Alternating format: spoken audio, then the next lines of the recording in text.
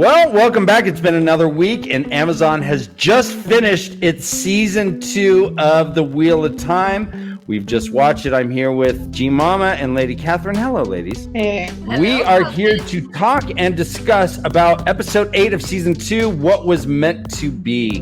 Ladies, go ahead and take it away. I paid attention to the title this time, and What Was Meant to Be made a whole lot of sense. All right, explain Which it. title was that? Because mine said, "Okay, Devira say," and the other one said, "A Rodo Do." Because every time I paused it to write notes, that came up on the top, and I didn't know what. Did you have your captions set into the old tongue language? Okay. In English, it said "What Was Meant." Did it come out in English on yours? Yeah, the title. Yeah. Yeah. I gotta It's find out what interesting, button I right? didn't Because push. last time the name of the episode was in a different language on mine as well. So Amazon, what are you doing? It was in English on mine all the time. Weird. Okay, let's get beyond that, though. Beyond that, it is called What Was Meant to Be. Right, What so does that mean for you, G, in regards to the entire show? The prophecy. We heard the prophecy read a couple times fully in this episode, and then we saw that prophecy come to fruition by the end. So it seemed as a very, very obvious title. Yeah, and then maybe less obvious in some of the things that happened too. That we can talk about some of the characters. It was a partial prophecy we heard. It's like we heard the first line of the prophecy. I haven't heard the whole prophecy. All I heard was, the banner, he shall proclaim himself. But then, the prophecy isn't just one-liner. It's usually, I guess that's true. Yeah. That's the line we are hearing over and over. We did get the full... 3,000 years back. That's where it started. We started 3,000 years. Exactly.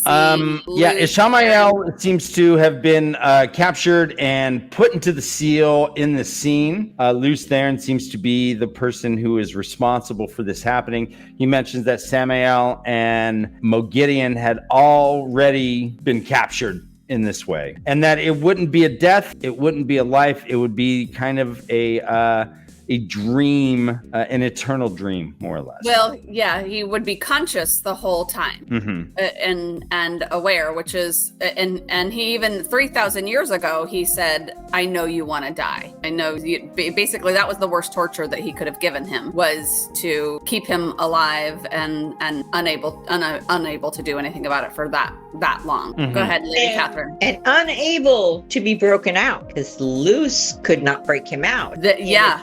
It was so badass. Why can Dracula break? Okay, I know I'm jumping, but he right? gets A seal so strong, not even I can break it. Right. And they all had those rings. Did you see the rings? They all had them. Even the guy, even Dracula. Yeah. And I guess those were all Ashantes, the guys, back before they were just women Ashantes. Those were guys, because it was all guys that were entrapping him. Yeah, they were. Yeah. The exact line they say is, they say you will be conscious but not aware. Weird. Which is weird. How can you be one without the other? Weird. Right? Yeah. But yeah, to me, the interesting thing kind of that came out of that was this idea of the seal so strong, not even I can break it. And then obviously, so Rand broke it and set Ishmael free, but then Ishmael set Lanfear free, and then through the broken one, not through another one, through the broken one. Because remember, there was a break in it, and he went through that, and that's how he set her free. Yeah, so maybe then there's a weakening. Once one is weak, all the other ones got weak, or something like that, because supposedly no one was supposed to be able to break them, but they did. Yeah. Okay, so I liked that there was an intro. That was the first time we had an intro, and I did like the intro. I wish Amazon had put one in the first episode and then the last episode, but I did like that it was just the one and not every episode. Yeah.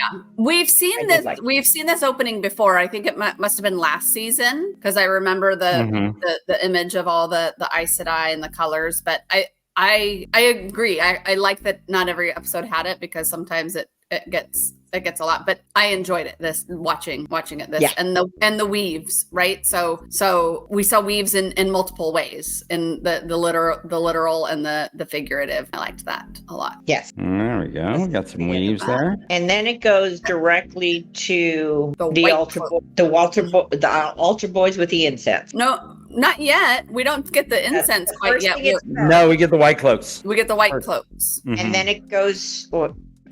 okay, maybe I missed that. So yeah, the white cloaks. It's we meet Jeffrey Bornhold, who's Dane Bornhold's dad. They have a meeting, including with Eamon Valda. They're saying, yeah, we're gonna get our ass kicked, but we have something they don't have. Yeah, I was gonna mention that line too. Mm-hmm. That was, and I don't know what that was. Right? That's exactly what they said. We have something they don't have. And did you catch that, Lady Catherine? No, but what I'm wondering is when we did see them storming the castle, there appeared to be hundreds of them on horses. So many. We're like an army of them. And then there was like 30 inside. They were kind of all over though, and they had the archers, and then they had like things catapulting in. So they had an army. I didn't realize that the white cloaks were such an army. But no, I was like, where did all these people come from when I see them on the horses? And then when they were in there, I was like, there isn't that many. But okay, maybe they were just in different sections. So in that beginning, they referenced that we have something they don't have, and I didn't see that throughout. I didn't see that anything special that they had that no one else did. I was waiting for some powerful weapon or something. I'm not sure what that was. And then Dane referenced the prophecy again, right? This is Falm. Okay, so we mentioned this line. Yeah. And then they kept referring to witches. Like a few times they kept referring to the women who can channel as witches. Something I noticed. The white cloaks really hate women who can channel. Right. What I thought in their mind, what they had, what the others weren't, was the light on their side, because they think that they are the saviors. Yeah. And they're quite possibly. Yeah. So that's what I think they were. Right. That's how I took it, that they were referring to is no. We got good on our side, even though no one else does. That's a good point. Even though everyone looks at their own self as the good, they thought that that's where. Yeah. Mm-hmm. And Jeffrey Bornhold says these guys are slavers and they're invaders, and we are doing the right thing here by stopping them. And I do agree with you, Catherine. I think that they have. I mean, everything about them is walk in the light, do everything in the light. Mm-hmm. And he's like, we got the light, baby. We're on the creator side. We are, and we have altar boys and everything. Seriously, and incense. What was the incense? Was it a distraction, or was it like a blessing? That's a great point. It was a little bit of both, I think. Cover. So I think it was a distraction, but I think that idea of it kind of the light leading the way being a blessing as well. I wouldn't be surprised, right? I thought it was just a cover so that they can get in closer. They wouldn't see him in the dark. Prophecies are just the lies of long dead witches. And that does seem to be kind of the white cloak mantra that burn the witches, burn the witch. They came in, they're like, get the witches. The witches get them first. Get the right, exactly. They're going to be on the tower. Get them, right? So We then jump to the ways. Yes. Okay, so where is this ways in the middle of a sandbar in Hawaii that they get thrown out of? There's no ship. There's nothing. And why can't they just get back in? She can channel. Why didn't she just go back in to like get to Falm? Closer. Yeah. I wasn't clear on. We learned kind of where they were, but I don't know. But then I don't know why they couldn't just get back in. They've traveled through the ways before. They can do it. Right. They were pretty far off. And then all of a sudden, Rand and Lanfear are no longer in the waves, but we don't see where they get out. That is right. So, but she said there's other ways to travel, or there's other ways to get to Falm when they were in there, because he's like, you channeled in the ways, Ma Shin Shin. So we need to get away from that evil spirit. But yeah, they didn't show how they got out. So last episode, I'm like, okay, can she travel through dreams? Because remember how Matt just showed up and found. So I think there's another way to, and I don't know if it's whatever, traveling through the dreams or whatever. Because she said go to sleep, right? Or she said close your eyes or something like that. Go to sleep. Yeah. I thought it was because of the bat. And then we see them both just in film. Oh, there you go. Close your eyes. That's what. But so I think she can figure out how to travel through dreams.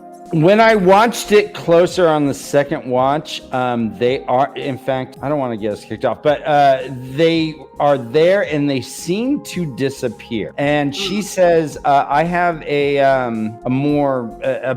better way. There are faster ways to get the Fallen than this, but I couldn't bring everyone. I mean, I couldn't bring them too. Only us. And she has often talked about like how slow, like remember she complained about the horses being slow, like. So she obviously can travel in faster ways. We just don't. To your point, Lady Catherine, I thought the same thing. I'm like, okay, like how are you doing this? How is this happening? It's just kind of like blink and now they show up in a whole other city. So right, but you've got a really important part. You need to be there, but I'm going to drop you off 4 miles away. Hike it. Well, but then we learned it was all part of her plan. Like Lanfear orchestrated all of this, of who was where and everywhere, because Moraine being where she was key to. Well, explain that, Grace. She could have been closer. Well, not being in the city where other people could see her and attack her, where she could see the ships and attack the ships, because the ships were the ones shielding Rand. This was the last thing she said to Moraine. When the time comes, raise the banner. We know that it says it bannered in flames across the sky. Flames, right? So she created that, and she had the flames from the boats, and that's what, I mean, we're jumping all the way to the end, but yeah, sure. Moraine Lanfear put Moraine where she wanted her. And maybe she put her far away because she's like, okay, I need time. We got to do this other stuff. So I don't know. I felt like, I mean, just Lanfear orchestrated quite a bit. She did. Throughout this. She did. Everything. Then we get Perrin walking with the Aiel towards Falm. He tells his good boy to stay. For that, one of the chicks goes, that doesn't belong here. Looking at the incense. And then Beautiful Dread says, this is going to be a long morning, I think. And Perrin says, what? And she goes, many people awake from a dream today. And I was like, huh? Yeah, same. And I'm like, does that mean many people will die? Right? Is that a way that they talk about, like, because some people like kind of welcome death. So I don't know. It was interesting. I'm like, does this mean people are going to come back from the dead, or does this mean people will die? It sounded like in an ominous way, like people were going to die. But then also, so when she said this doesn't belong here, I thought she was talking about Hopper. I wasn't sure, because I'm like, what doesn't? And then he told Hopper to stay while they went inside. So I'm like, was she saying Hopper doesn't belong, so we don't want to bring him in? I think she had just looked at the fog rolling over the mountains. Yeah, what I see. So she is not looking down. She is looking ahead and to her left in the distance. I can't get the thing in there. It's not right. But that doesn't look like she's indicating Hopper, except for Hopper was on her left. But it looks like she's looking above knee height. Well, yeah, I mean. Yeah, and I was like, and so what was that fog? That was the incense and the dirt from all the White Cloak army, right? The White Cloak army is kicking up a lot of dirt because there's a lot of horses. That's her way of getting in. Okay, right on. And that there were 6 seals. I saw that because of something I counted. So that's all from Altar Boys? And the people on the horses. Okay. I mean, that's what I thought. Yeah. I mean, so did I. Again, I don't know. That I'm just saying what. Yeah, no, I dig it. I'm not. Hey. Yeah. I hear your point is very valid. That's what I thought too. Okay. The kids were choking there, the smell, but burning so much patchouli. Sorry. So then it goes to Ishamael and Lanfear. So again, by magic, Lanfear appears, and then she's in a new outfit every time she appears somewhere too. So ferocious. But she leaves Rand. She gets out of the the traveling device, gets to Falm and goes, "Deuces, I'm going to go check on this, and you just do your own shit." I mean, she's so worried about him, and she's got to protect him, and she's got to do this, and but then she leaves him to go taunt Dracula. But again, I think everything she did was orchestrated, getting them there and getting and knowing that he was gonna follow Egwene, and she like did her own path and had to kind of talk to her own things. Like I don't think that was any of that was by mistake on her part. Mm-hmm. To me it was just like, I mean, and again, you don't have to show every single step of the way, but it's like we're in the ways, and then all of a sudden she's in there, and then Rand's hiding out, so it's like, okay, what? Like but she referenced in that conversation with Shamael too that she said I told Rand, yeah, so right there, so again, there's a conversation that she had with him that we didn't see either. So what their plan was when they got to Falm, we didn't see them discuss their plan. Unless she really didn't tell him she was just going to do it and prove to him. Well, and that's super true too, right? That's very true. She totally could. She is not an Aes Sedai bound by telling the truth. No. At all. He was pissed that Rand was there. He's like, he's not ready. He's not going to be on our side. Join us. Yep, haven't had enough time. I like Landfair Esquire here. I like that. Like she could be saying, "Objection, Your Honor." Very professional, very put together. I'm sorry. Right. Well, that is actually like the beginning of a porn scene for the secretary. Shall I take dictation? Sorry. Are you trying to seduce me? Look at she's so this is lying there on the just bed. kind of an odd thing, but when she has been kind of in Falm and talking to Shamael, and I think even when she talked to Matt, she's in these like conservative like clothes and pants, and then when she's with Rand, she's in much more kind of glorious or the sexy boots or whatever. So she's sort of like, her personality sort of changes with who she's with too. Are these two a couple of sorts? I don't think so, but they know each other really well. And we heard later, right, that the two of them and Lews Therin were all best friends.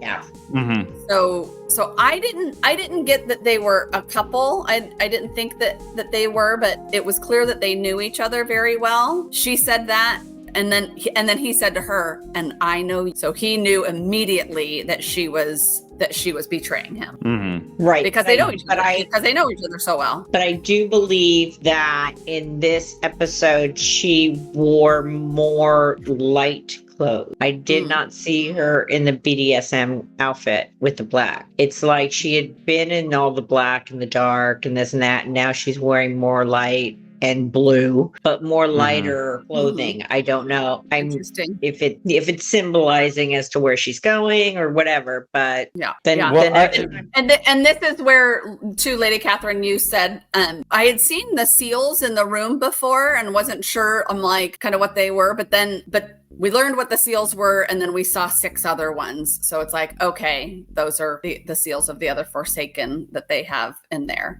Getting to your point also, Catherine, half of her clothes are light and half are dark here. They're blue, white and blue. Right, but half light, half dark. Yeah. So there's maybe this split.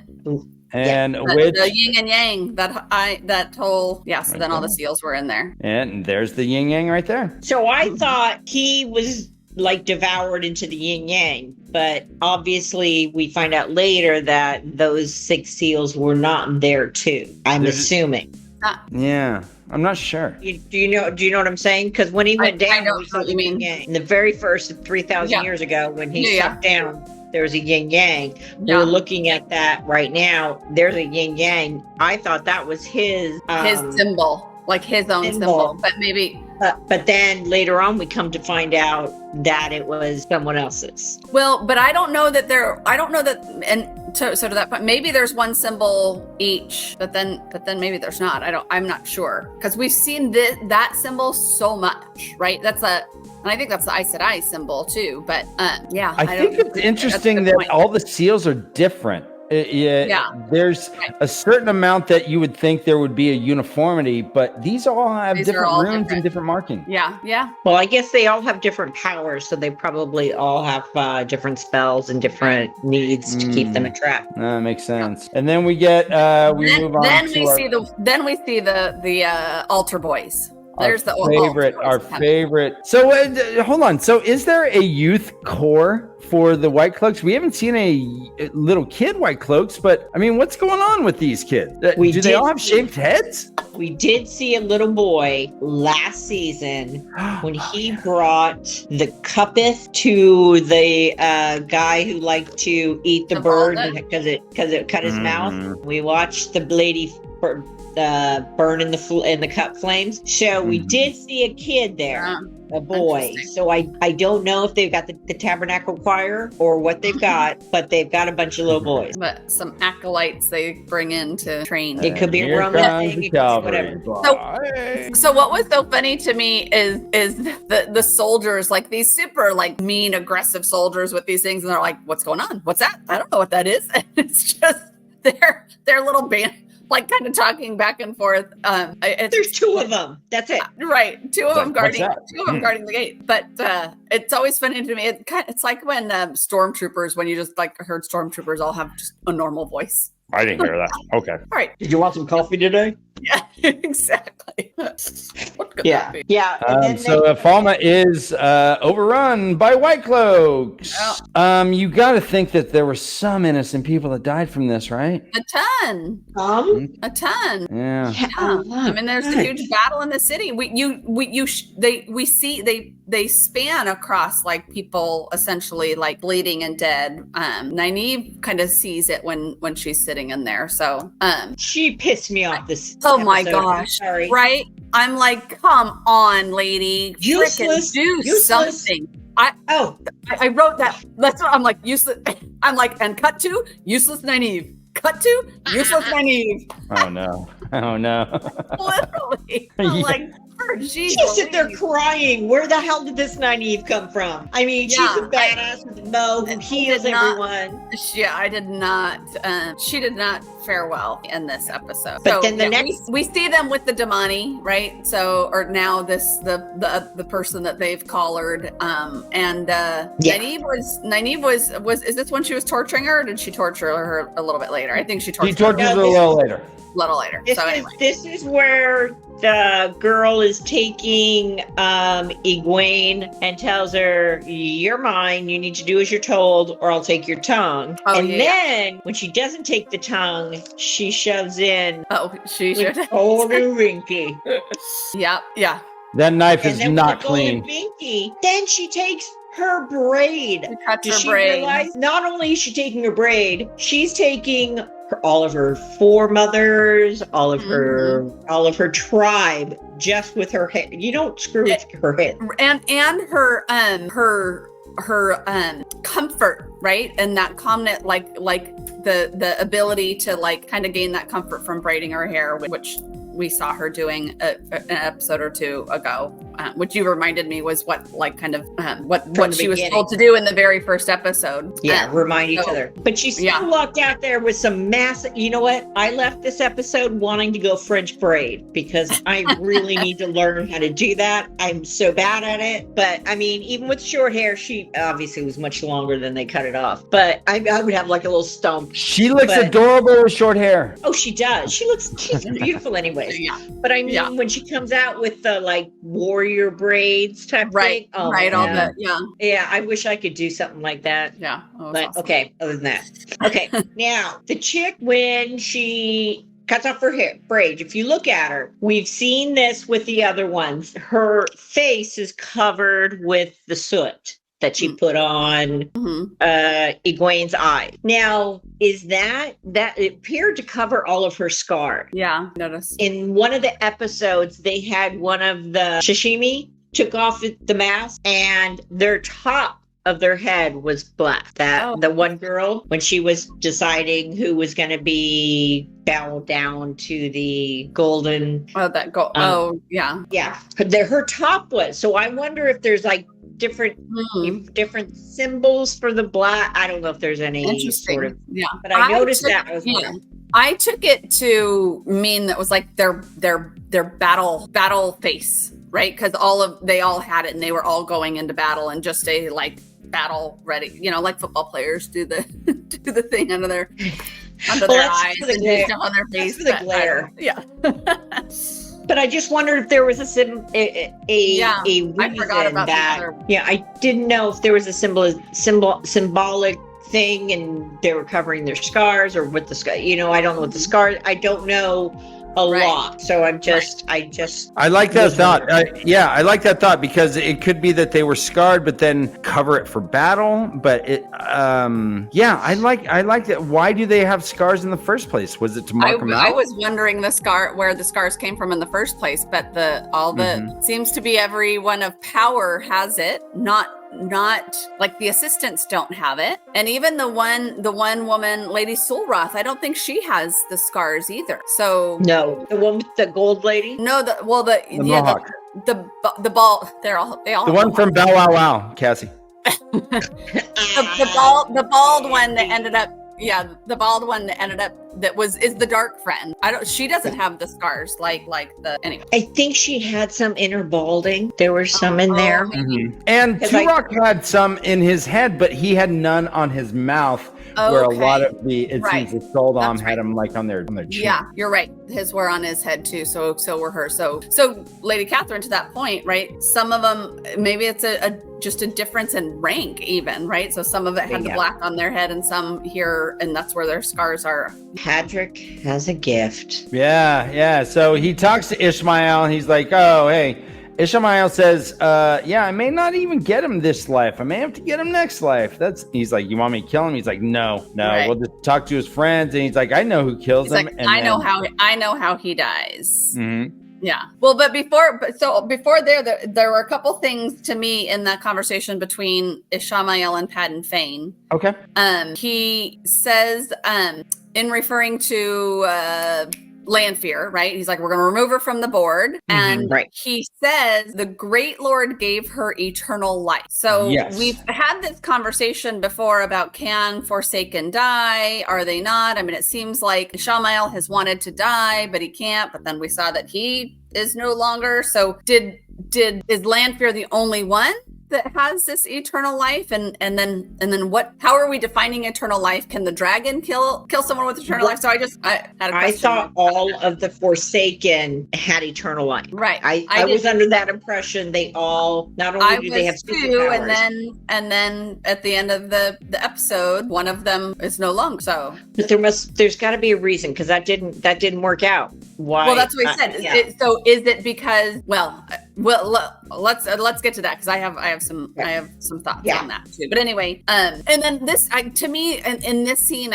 I kind of finally had the realization of like what Ishmael is just after is I mean, he wants to break the wheel because like selfishly, he just doesn't want to live anymore. So he's like, let's just be done with it. We're gonna kill everyone, right? That's what even 3,000 years ago, he's like, let's just break the wheel. We don't want to do this anymore. And Luz is like, yeah, but everyone will die. He's like, yeah, I don't care about that. I'm over it. So, and apparently Rand is needed in this process, right? According to this conversation, right? Yeah. So this is what it kind of finally sunk into me of like, what if Rand is Lews Therin in the future, or in the present at this point, then Lews Therin could have done what Rand did. You'd think. You would think that yes, I mean, yes, but I'm beginning to think that Rand is a stronger dragon than Lews Therin was, from the point of Lews Therin saying, these seals are so strong I can't even break them. And Rand did. Rand broke it like almost on accident, like without even knowing and being able to control his power.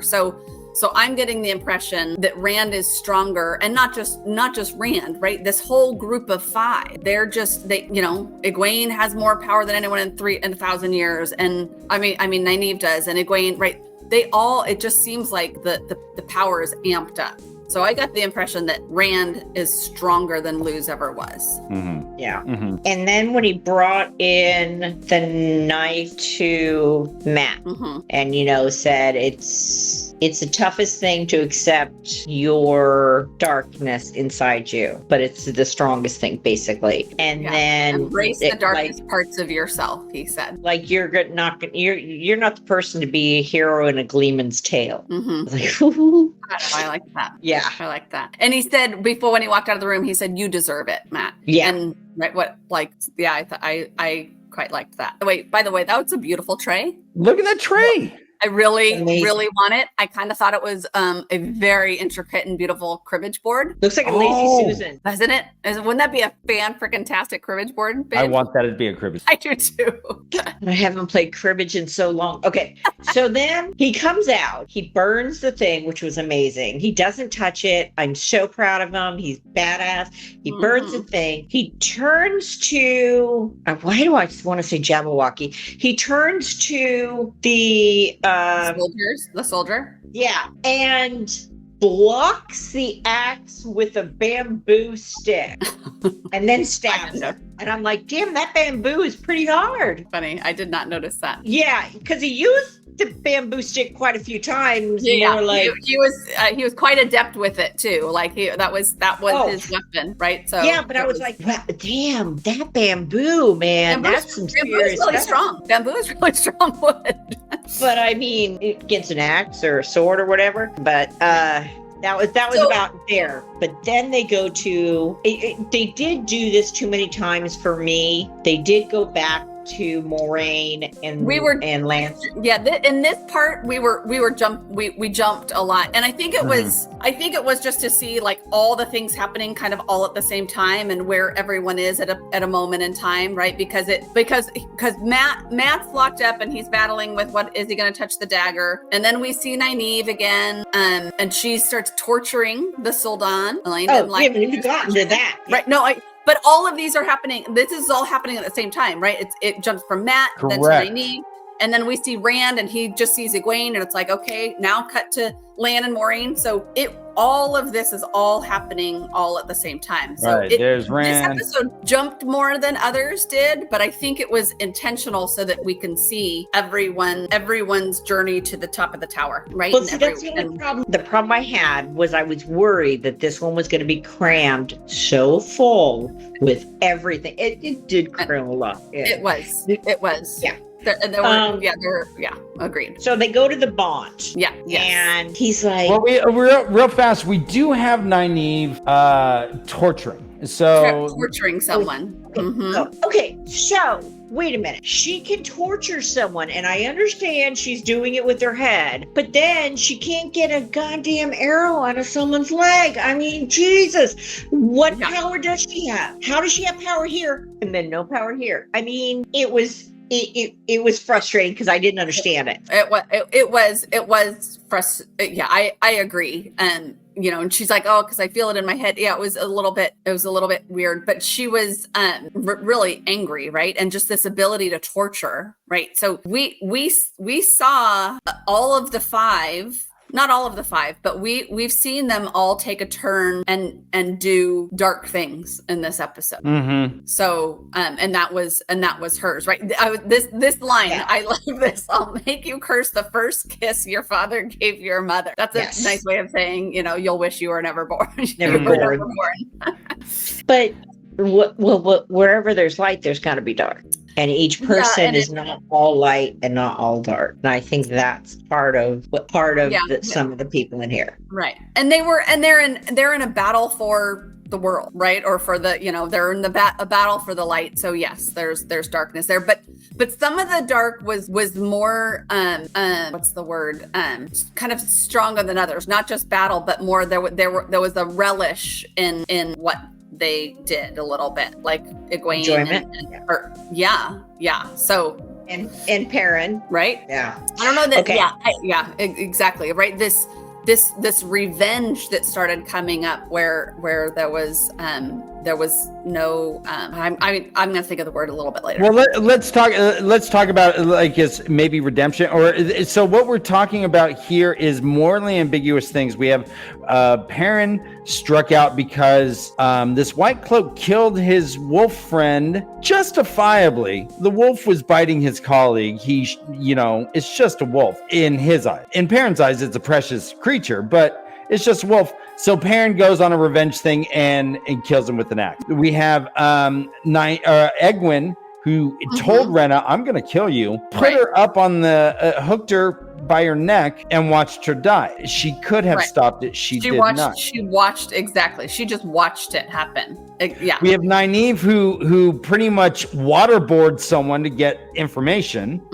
Rand is kind of only. Besides killing all the Shanshin there, like that, and just very casually walks by, right? So there's these things are being done with no remorse. Matt's the only one I can't really think besides his battle. His was just in battle. His was just more protection. Everyone else had something where they were. It was.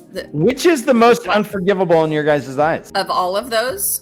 Of all those examples of morally ambiguous decision. I'm sorry, but when that dog died, my daughter had to leave the room because the dog died. So that was the worst thing for me right there. But I don't know. I can't say. I feel like the what did you say? Which is the least justified? No, you said what is the most egregious? Morally ambiguous. No, they were all morally ambiguous, but you said what's the worst one? Which is the worst one? Yeah. I think Egwene's was the most justified. I think Rand's was pretty with words. His words are hard, Grace. Words are hard. I put Matt does the sashimi skewers. Okay. Yeah. Rand's seemed a bit more than was necessary. He's like, you did this to Egwene. In one fell swoop, 12 just murders 12 people. Like that one seemed a bit harsh. But he murdered all the ones with the swords. The one he didn't murder was one who wasn't going to fight him. The others were trying to kill him. So I think. I mean, yeah. I mean, not that it's totally that they were gonna like invite him in and have tea, but But it was a very quick, and there was. I mean, that happened fast, right? Perrin was a crime of passion. He was very much reacting to that. I think John wicked. Right, Egwene too, and was she seemed to be deriving not pleasure out of it, but there may have been another way that she could have gotten the information that she needed. So I don't know. I didn't answer your question. They were all just a little bit. No, I hear you. Do you think that we're going to have some lingering PTSD from Egwene because of her experiences here? I frickin' would. Yeah. What do you think, Catherine? She got Rand back. I mean, he'll soothe it. Yeah, but he had. But he saw the angel Google eyes over Elaine. Oh my God, she was angelic. Yeah. But let's get to. Anyway, that comes. Are we going to talk about it? The next is the bond. Yeah, Lady Catherine was starting to talk about this. Are we going to talk about it? They were talking, and she looks at him and says, "I could say that we're not equal because you've always been my better." Oh my gosh, that was beautiful. And then when he asked to get bonded with her, the song that went through my mind was Another Little Piece of My Heart from Janis Joplin. Oh, another little piece of my heart now, baby. Okay, so yeah, and just to see all the different, because there was every color weave there, and then in the middle it was like a rainbow weaves sort of thing, translucent. So that was beautiful, the weaves, and I thought that was really cool. But I'm glad they did that. But then they go to them another time that's not necessary. And then they go to them. They kept cutting to them. After this, if they had just gone to them when they needed them for the fire and ice, then that would have been perfect. But they cut to them just because she was walking so fast without the buckets. I mean, it was kind of Well, she activated the calf. She never skipped a leg day, Catherine. So on that bonding scene, I agree.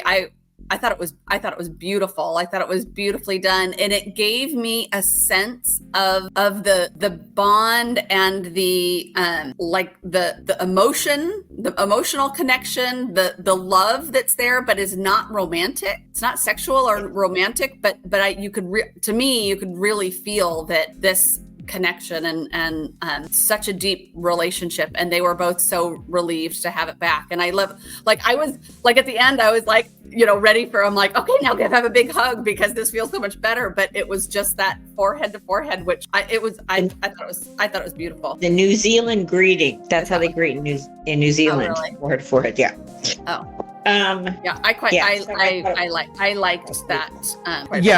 Grace, to your point, it shows the intimacy of platonic friendship, and still intimacy is the best word. Intimate is a great intimate is a great word because it was extremely intimate. But again, none of it was romantic or sexual or sensual. But it was they'll take naked baths together and won't touch. They'll say, "Hey, make the water warmer, please."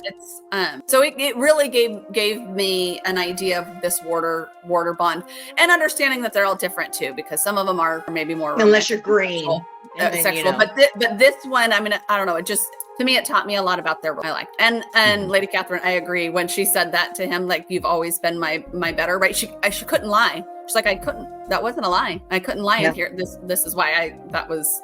Yeah, from the moment we've met. Because you've always been my better. And I even liked just the phrasing of it. Mm-hmm. Right. Because he's so pure, and he's a good guy. Mm-hmm. And I think the resting of the heads on together was actually like a two minds as one. Like two people going into battle and having the same goal. Yeah. Their same thought process. And now they're together. Yeah, I like that. And then we get the next scene.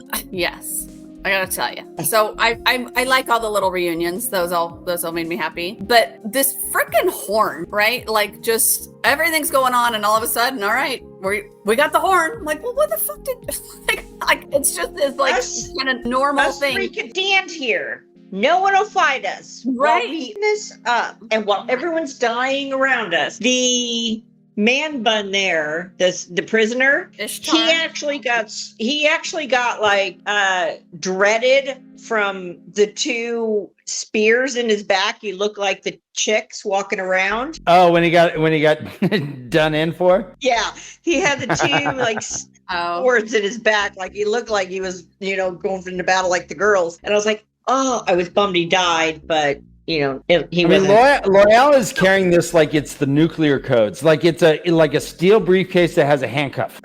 Yeah, kind of. But he's just sort of got it like under his arm, and they're walking through town. But do you know what they said too? Is a lady from Kyrene helped us. Yes. Right. So that's Celine. That's our Lanfear. That I'm assuming. Right. Again, she's orchestrated all of this. So she helped them get it. I thought it may have been Maureen's sister. She's not in Falm. No, but Kyrene. Oh, okay. Oh, interesting. Okay. Also, she's the one who gave the pirate the rock. Yeah.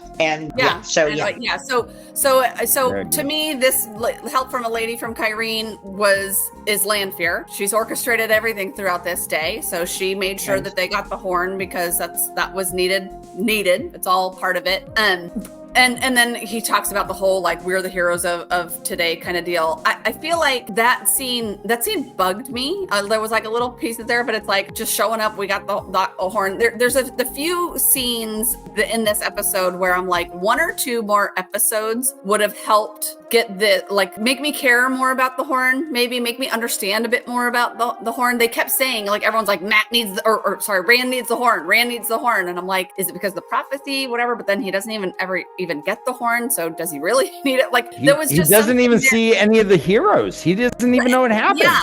He was just heard up top on the tower. Yeah, so there was all of this talk about the horn and all of this talk about the heroes, and I just feel like this was one of the things where I'm like, you put too much in this episode and you sort of cut some things out that for me, a non-reader, I felt like you could feel like, all right, clearly these things are important, and there's something here that I haven't had the chance to kind of grasp as much. I was sad that Ingtar died, but not totally. Like, I didn't get to know him that well. We've seen him a couple times. Like, right. And I kind of felt bad that I'm like, oh, that's too bad that their companion died. But I feel like, again, if there was, give me 2 more episodes in this season to establish a few more things or like not shove so much in, and I would have cared more about him. I was sad about Hopper, but I feel like I could have, like, if I had a little bit more of Perrin and Hopper, then that would have crushed me in a way that it didn't. I'm not callous at all, because it was sad, but I wasn't tore up because they didn't give me enough to invest in those characters. So then right after this, okay, he takes the horn, they're fighting all of a sudden because and he's running out. We got all the Shanshin are on the tower. Egwene has been put up there. They're starting to shoot at people from atop the tower. Now, is that not the chick, the OG Binky chick from the beginning next to Egwene? Right there. She's the one who starts it off. In the foreground? Yeah. And then all of a sudden, next thing she's on the boat. I think they just look, I was wondering that too, but I think they all just look so similar because their hair is done the same, their makeup, and then they got the gold thing in their mouth, so it's hard to kind of tell them apart. Except for what's interesting here, the blue Aja. Here, what's interesting, it's Reno and Mulan shouting the old tongue. Mulan is actually a boy pretending to be a girl. Let's get down to business. Make a man out of you. The white cloaks. Get the white cloaks now. So we see that they're using the Damani as weapons, right? They don't have any, I mean, they got soldiers with swords, but these are really their weapons is the Damani on the tower, and that's what they are gonna win with. And then from there we see the white cloaks coming in, and then one of them says again, and it might be, is kill the witches. Go kill the witches. So we're hearing the witches part again. There's supposed to be 28 of them. Remember he said in the beginning, they have 28 of them. Oh, yeah. I think Dane mentioned that. Yeah. So that's another, I mean, so Dane is a character that we're going to see again, right? We're like, we saw him. We didn't really understand who he was when he first met Perrin. He's back. We understand his dad, so again, we're like, I imagine we're going to get to know him a little bit. Now this is where it happened with Rand. Yeah, but then don't they go to Moraine? Back to Moraine? That's after, I think. Right now, this is the next scene. Is Rand taking out the lot? Yeah, the sashimi skewers. I did quite like that scene with Rand. I mean, as sort of evil as it was a little bit, he just like in one fell swoop, like kill them all. He's very guards grunt in unison. Is that what you meant, G? Yes. He's very the healer with his powers. Sometimes he's got great powers and he can use them. Sometimes he's really useless with his powers. So yeah, that was pretty cool. Well, I don't know where that came from, because he's like learning his powers now, and all of a sudden they end up kneeling towards him. They're all kneeling. They all just fall on their knees, and he just walks right through them again. And like there's the guy who stabbed himself. That other dude just stabbed himself. He's like, all right, my duty's over. Gotta go. Okay, this is where they get him. This is just a bit of a battle scene, and this is where Ingtar dies. Yeah. I'm like, I'll find him looking like a hedgehog. I know. I missed that the swords were pin cushion. Yeah, both hanging out the back. I was like, They do jump to Moraine and Lan walking right after for nothing. Well. Actually, by the way, guys, how did they even pick out Ingtar in a battle? He is dressed just like the Shanshin. Exactly like them, right? Just like the Shanshin. I guess that was a disguise. Was it a disguise? Okay. You know what? Well, I'm looking at it now. Yes, it's a disguise because it is the exact uniform. I didn't realize that before. I thought it was just similar, but yeah, they must have been disguised. Maybe they were disguised so that they were walking loyal out with the horn, and it was going to be like they were on some mission for the Lord Leader or whatever. Yeah, maybe the Lord Leader. Maybe, but the Lord.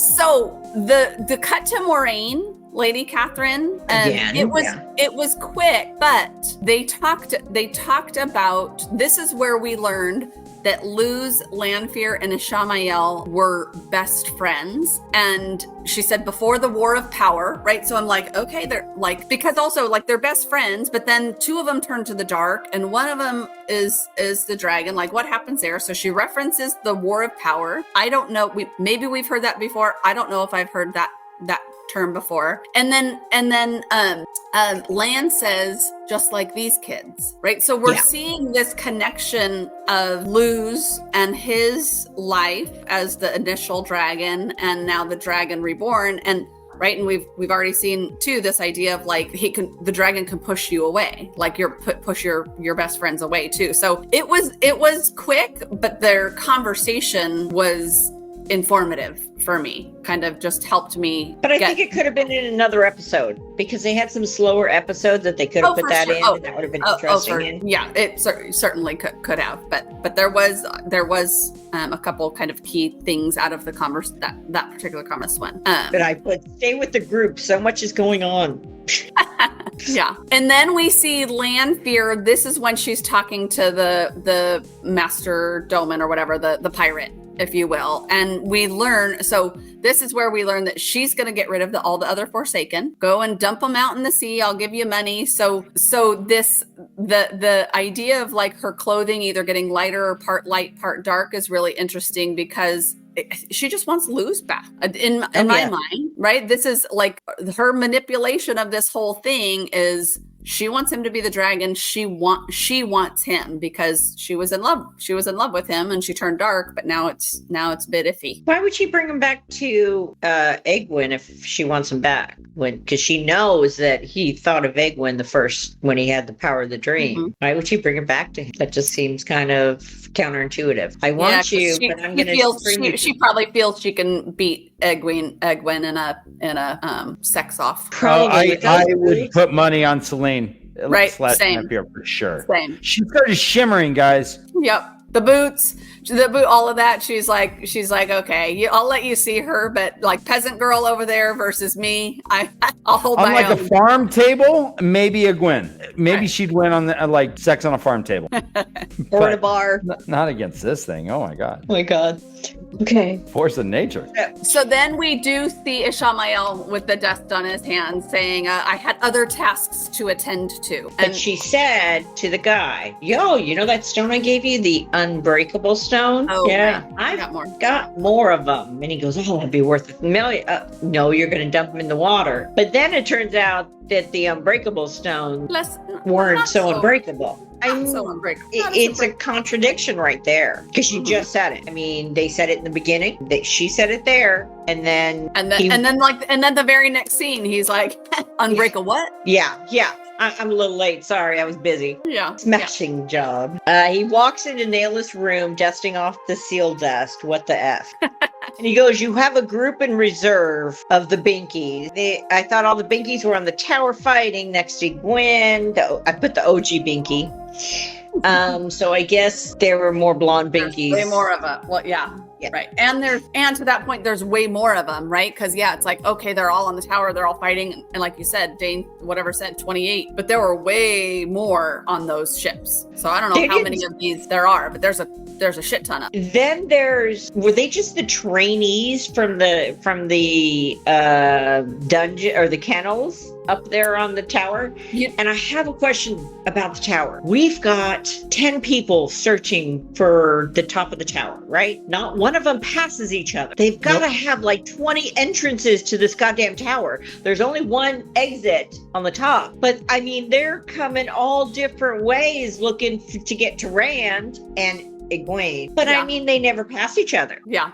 Yeah, it's a big. Yeah, a couple of people took the elevator, some walked, some took the escalator. Some, there's fire escape. Little town, but a whole lot of different like pathways. Yeah. So I mean, all good towers have like 8 or 9 entrances.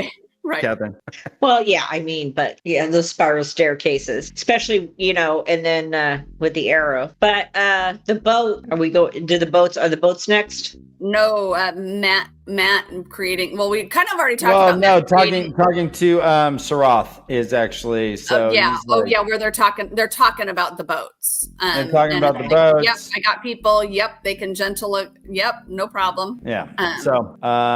They're like, yep, we got this. Don't worry about it. She's like, I should be on the tower because Turok's dead. And he's like, Turok's dead? So we do see that he may be immortal, but he's not omniscient. Yeah. Yeah. And he says there too, right? The girl's in place, right? So Lanfear is manipulating her whole thing. Ishamael is also manipulating his whole thing of like, okay, the girl, like, meaning Egwene is in place because that's where Rand needs to get to. But also kind of interesting that Ishamael wants him on the tower, which is where the prophecy takes place, but he also doesn't want him to reclaim. I mean, he wants to kill him, right? Is what we learned. So, but it's kind of risky, like sending him up to exactly where like the whole prophecy. Well, doesn't he try to turn him though? And then Rand says, "I know, I've never turned to you ever." He does, but why does he do that up there where he's also supposed to reclaim himself as the dragon? Like that's a risk. Like try and turn him like not in the same place where he's also supposed to do that. Try and do it before he gets up to the tower, right? But he baited him with Egwene up there to get him to the tower. So, but the ones who took out the top of the tower mostly were the white coat, right? I think so, with the trebuchets. Mm-hmm. Yeah, exactly. So I don't think he was planning on them all being wiped out unless but he said the girl's in place, and I assume I maybe I'm wrong, but I assume he meant Egwene. I assume as well. That was the bait, right? Egwene was the bait for Rand. So the girl's in place. So and I was assuming that it's the white cloaks that took down the tower, but honestly, I don't know, because I don't know where the trebuchets came from, where we saw them talk about the archers. Yeah, anyway, but I thought when he said the girl's in place, I thought he was talking about the little binky chick, the one who's always on the boat. All the girls on the boat. The girl, she's the strongest one that they have. Oh, maybe. Yeah. I was thinking it was a game to lure Rand, because for him it's all about Rand. Like, well, he needed that girl in place to lure him up there, but then he needed all the girls on the boat to still him, right? So he was kind of talking about both of them, because he's like, okay, you got your powerful ones, and they know how to still a man, right? And the lady's like, wait, yeah. 2 fingers. Did you notice her fingernails were growing a little bit? They called her nailless. So we do see, and we talked about this a little bit, but we do see Matt like making the dagger sword. What was interesting was right as he kind of started to do it, there was this really upbeat guitar music playing for a really brief amount of time, but I quite liked it. It was like, okay, like, remember, and then it stopped. It was just kind of weird. But so we talked a little bit about Padden Fane running off. So a couple episodes ago, Padden Fane was sauntering, right? He was the shit. And he carried him. He's like, okay, all right. And now he's like in the Princess Bride, where they're all fighting and they're like, oh, gotta go, and turn around and Khal Rugen runs away. Just run away. Exactly. Yeah. But he ran away. He didn't die. We didn't see him die. So I don't think that's the last we've seen Padden Fane. But he was cowardly. He ran away pretty cowardly. Well, let's also talk about this dagger that he created, right? Mm-hmm. So this dagger has some magical qualities. It seems it's able to burn through locks. Yeah, how did he know? I mean, I guess he had the dagger for a while, right? But he knew he could escape with it. Whether he knew it would burn through the lock or not, I'm not sure. I know he had possession of the dagger for a while, so I don't know if he's got a bond with it or whatever. I don't know how he knew it would do that. He heard it talking to him, and he knew it was evil. So whether he thought he could pick the lock with it or it was going to burn it through, I just think he was going to use it to get out. He just stuck it right in and saw that it was burning like a lightsaber. He did the same thing with the horn of Valir box, and he was pretty confident. He's all, step aside, guys, hold my beer. Yeah. I got this. Yeah, they're like, we don't know how to open it, and he's like, I got you. So that wasn't even a like, let me try this. He did that. See, now that got me, because I was thinking the Horn of Valir is supposed to be like in a white box, part of the white universe, the light universe, and the gentleman who opened it, the two nail guy, was working for the light. He did not realize he had the dark on his side, but he was working for the light. So I didn't think that an evil dagger would be able to cut through a light relic, if that's the way to put it. Is that, yeah. You know what I'm saying? Yeah. I just don't understand. These are things I don't understand. That's why I'm asking. I thought that was like a symbol of good. And then this dagger, who can make you insane and make you do bad things, then can cut through this symbol of good. That's what am I thinking too hard? No, I like this. So there would be some sort of resistance from the evil dagger to cut into something that is good, but we don't necessarily know that the Horn of Lear is inherently good. That's what I was just calls people back from the dead. But if Padan Fain had it, I'm not sure if he couldn't have blown it, right? And what would have happened then? I've never heard reference that this is. I don't know whether it's good or not. That's what I was going to say. I heard it needed to be blown by the Dragon Reborn. Well, to fulfill the prophecy, but then it wasn't even. It wasn't. So it seems like that wasn't important. Yeah. So I mean, they all thought he needed, but I don't know. And so back to my point of like, could you give us 2 more episodes?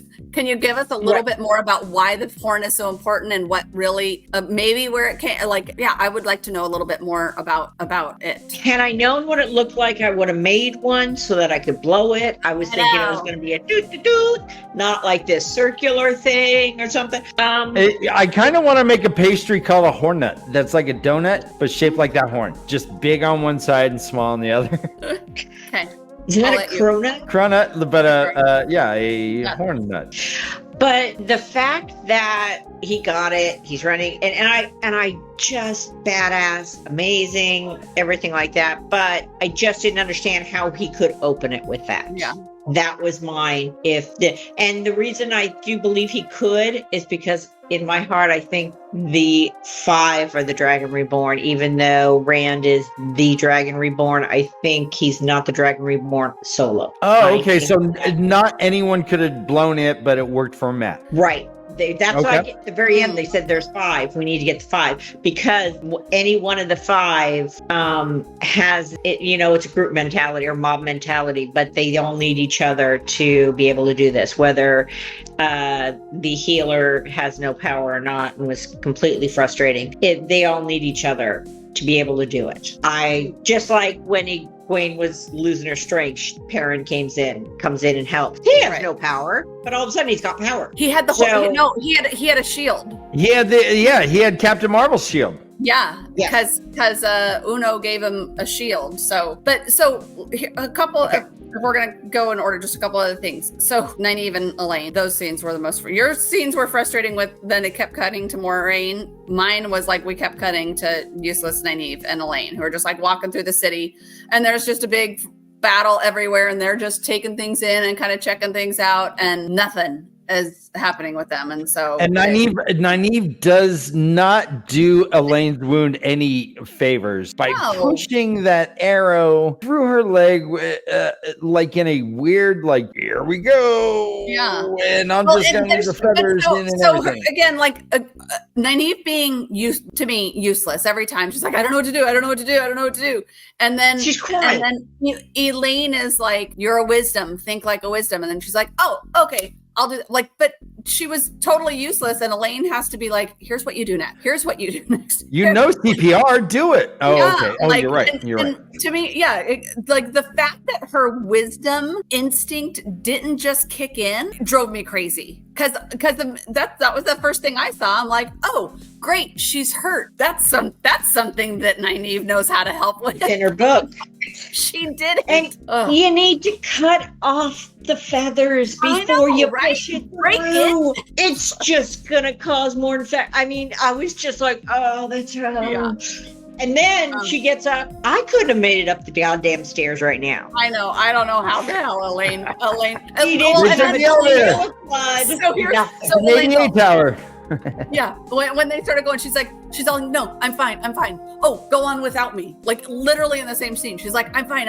And then her next line was, just go on without me. I'm going to slow you down. I'm like, what? Like, yeah. But at least she said was, I can't help, you can. And she did. Yeah. So that was something where Nynaeve was kind of admitting her that she needed help. So I guess that was like one little thing that came out of it. But guys, how rad would it have been if Nynaeve like took the last couple steps and Elaine was on her back? How rad would that have been? Yeah, they run up. So great.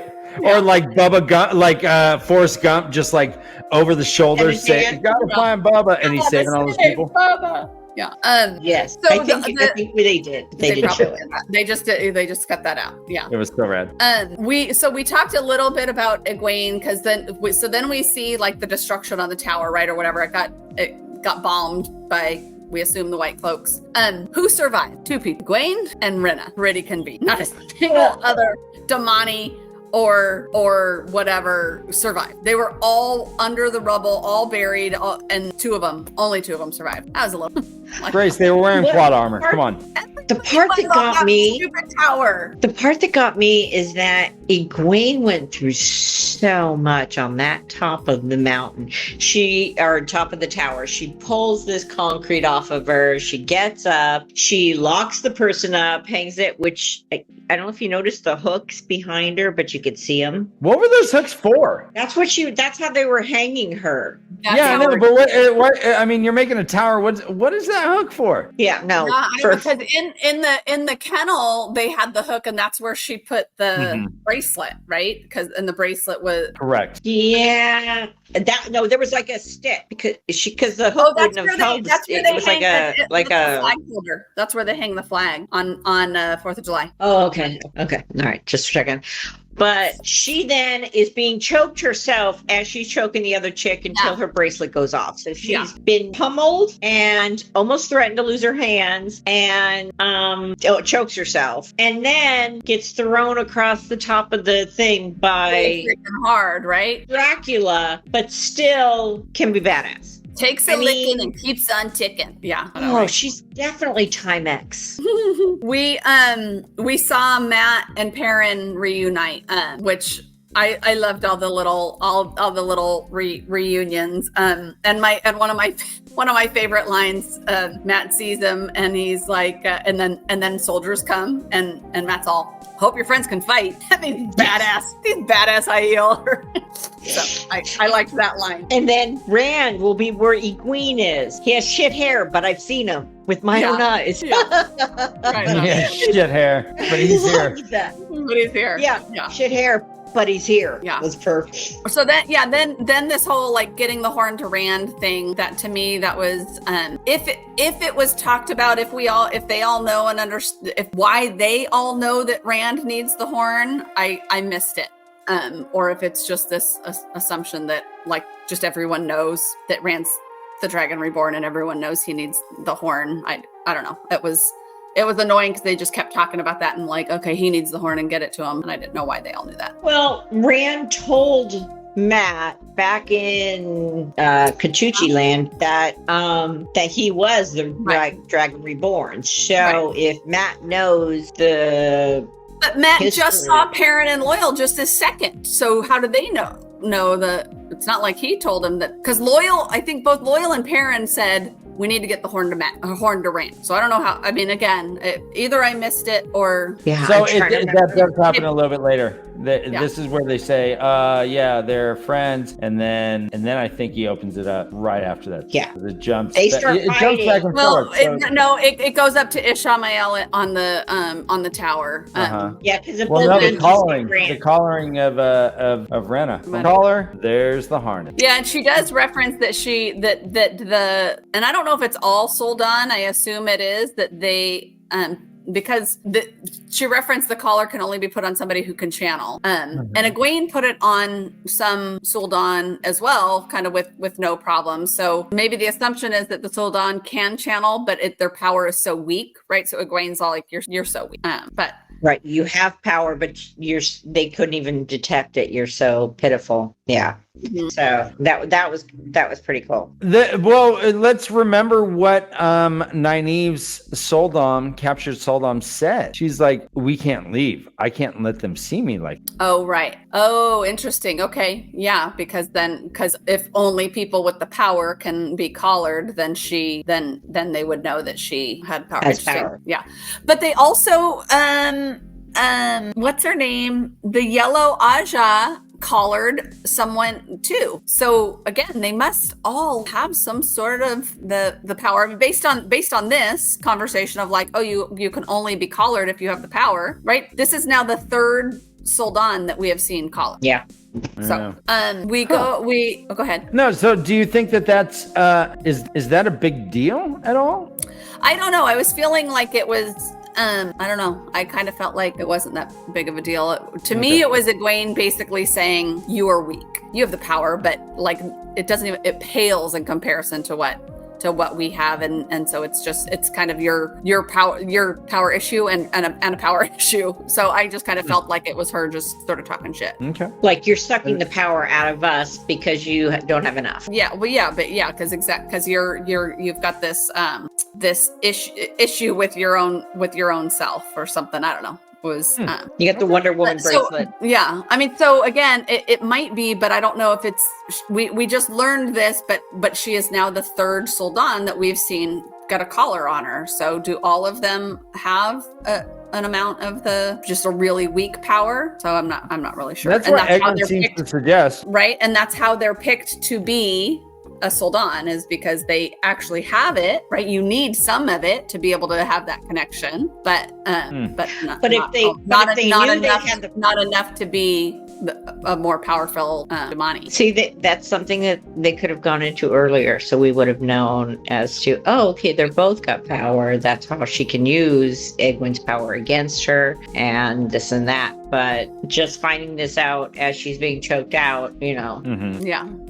Someone's kink there. Rena dies. She lets her die. She toughs it out. She's like, I'm dying too, but I'm stronger. Rena dies. The bracelet and the collar fall, and Rand shows up. She took the bracelet off first. She took the bracelet off first and said, okay, I give. Take it off. And then she continued to choke her like, hell no. Right. Yeah, so she broke the bond so that Egwene wasn't feeling that pain anymore, but Egwene let her continue to die. And watched her cold-blooded. Yeah, very. I mean, so that she just stood there and watched. She didn't turn her head away. Nothing. She watched her die. So that was this is definitely some darkness coming in. Back to your point of like PTSD, right? Of what happened to her. They've all been through something pretty traumatic. And she collapsed too because she is drained. Yeah, that's when Rand walks up. She's collapsed. Yeah. She's on her knees. She's just wiped from using the power and being choked out herself and all of that stuff. So she's drained. Rand shows up, and then shortly after that, Rand has company. They're like, we gotta get the horn to Rand. We gotta get it to Rand. Where's Rand? Where is Rand? We gotta get it to him. How do we open this box? Open it. Everybody fights. Yeah. But before that, I mean, Ishamael does visit them up on the tower. Right. Has this whole conversation with Rand. He shields him. Is a sword right there? It looks like it. Yeah. A sword. Okay. Yeah. Pause real quick. Or well, not pause, whatever. But just something to jump back to when he saw Thurak. Is that the name when he killed all those 12 people or whatever? When Rand killed all those people? He said a heron-marked blade. And he referenced, like, I wonder, like, said something about across the sea. If they work the same across the sea or something. We heard him reference it.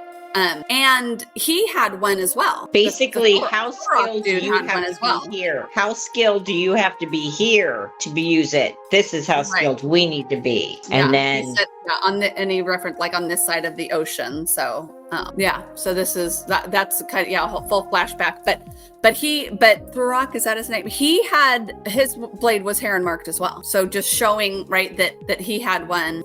There's a connection. And we've heard about these heron marked blades, and my question still is like, how do you get one? Hopefully we'll learn that. Like, where do they come from? Where do they originate? Because later we see that Rand's heron marked blade is no more, is no longer a blade. Yeah, the thing melts by the end of this episode.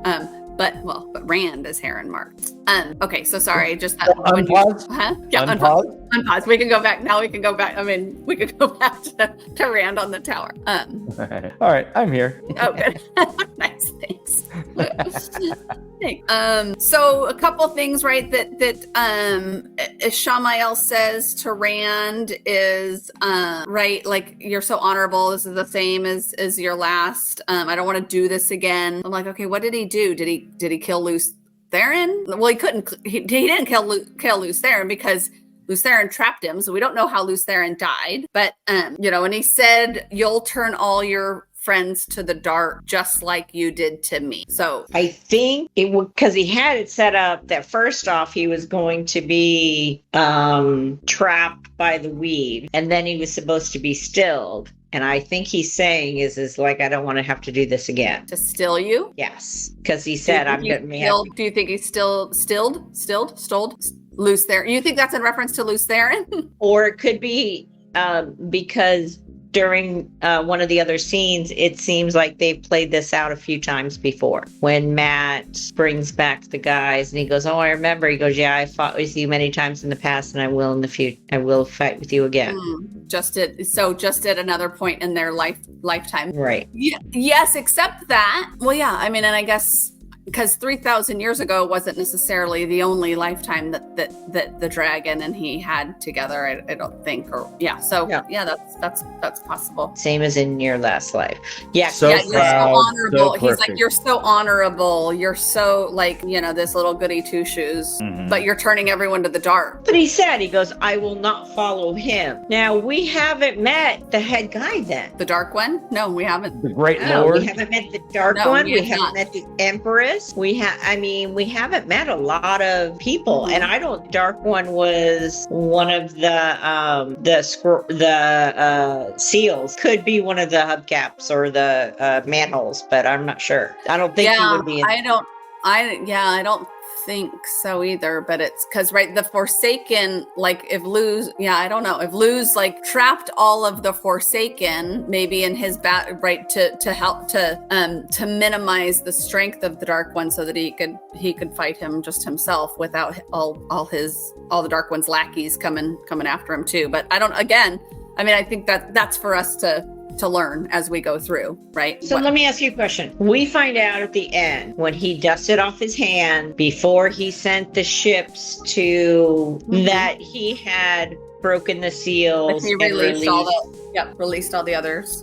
So where the fuck are they? That's what we saw. We saw one, and Lanfear kind of asked that. So we're gonna meet. We'll meet them. They're off doing stuff. But all this shit's going down. It's going down, and they don't. I think it's I think it's a long game, right? Because it wasn't. He didn't break them free to stop the Dragon Reborn from being announced. I think he broke them free for something else. That's season 3, right? That was because that's how the whole episode ended. Was okay. Dragon Reborn, banner, all the people on the thing, and then cut to shit. Itsy bitsy spider. Shit. Yeah, she was really good. Right. So there, Ishamael had another game plan. Once he knew that she was betraying him and this was happening, he started setting another plan, and probably still to turn the Dragon Reborn to the dark side, but we'll see how. So he's up there and he's got